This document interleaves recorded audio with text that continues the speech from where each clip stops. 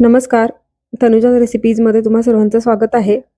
तर आज मी अतिशय साधा सोप्पा असा केक बनवणार आहे. अगदी झटपट होणारा केक आहे. तर मी गुलाबजामचं जे प्रीमिक्स असतं तर त्याच्यापासून मी केक बनवणार आहे.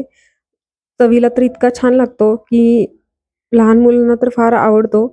तर आज मला पार्थने पण हेल्प केली आहे बनवण्यासाठी आणि त्याला पण फार आवडला. त्यामुळे बनवून झाल्यानंतर थोड्या वेळातच अर्धा निम्मा तर तो एकदम फस्त झाला. इतका छान आणि टेस्टी असा केक आहे.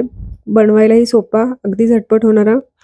तर रेसिपी बनवण्यासाठी अर्धा कप रवा घेतला होता मिक्सरच्या भांड्यामध्ये. तर थोडा जाड रवा असल्यामुळे मी थोडासा एकदा फिरवून घेतलाय.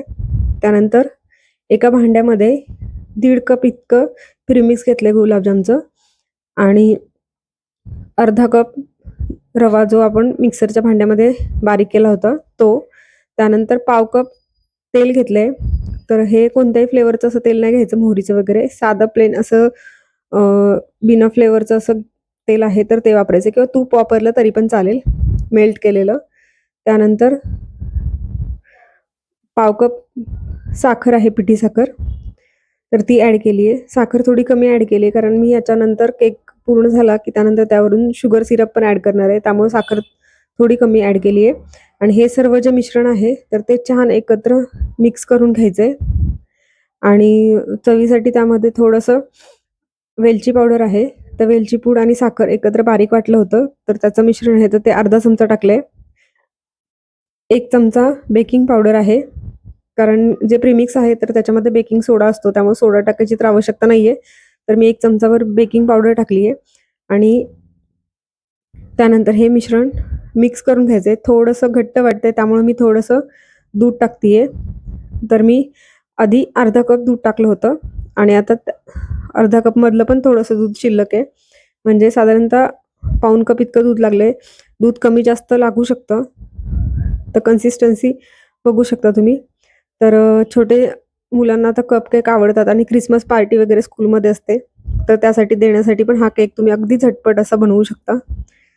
तर मी त्यामुळे मी कपमध्ये पण त्याचं बॅटर आहे, छोटेसे कप त्याच्यामध्ये ॲड करतीये आणि रिमेनिंग बॅटर आहे तर ते केक टिनमध्ये ॲड करणार आहे. तर कढई पण मी प्रीहीट करण्यासाठी ठेवून दिली होती.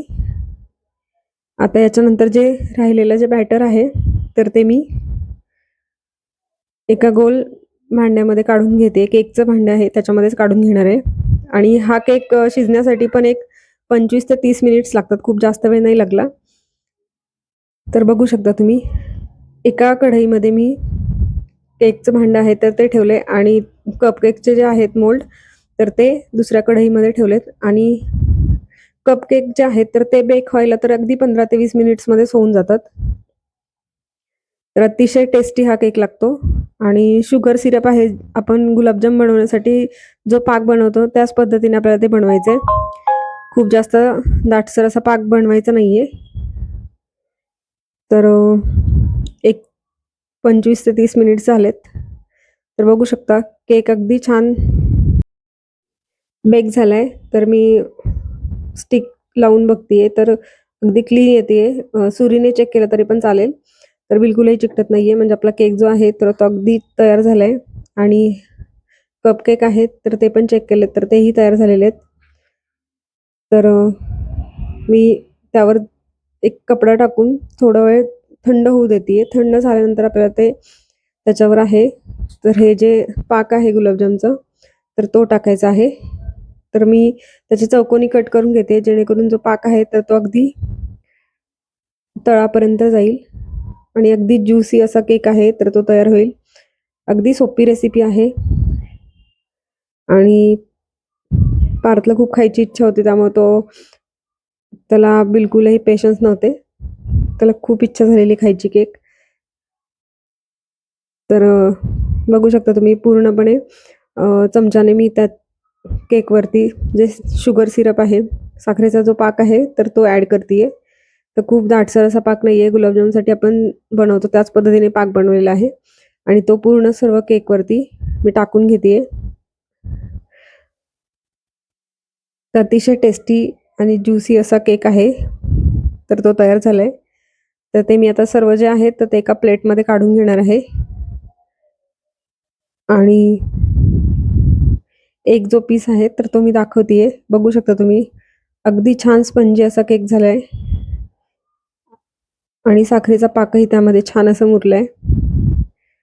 तर अतिशय टेस्टी रेसिपी आहे. जर आजची रेसिपी तुम्हाला आवडली असेल तर रेसिपीला नक्की लाईक करा, कमेंट करा, शेअर करा आणि तनुजाच रेसिपीला सबस्क्राईब केलं नसेल तर नक्की सबस्क्राईब करा आणि बेल आयकॉनवर क्लिक करा, जेणेकरून येणाऱ्या ज्या नवीन नवीन रेसिपीज आहेत तर त्याच्या नोटिफिकेशन तुम्हाला सर्वात आधी मिळतील.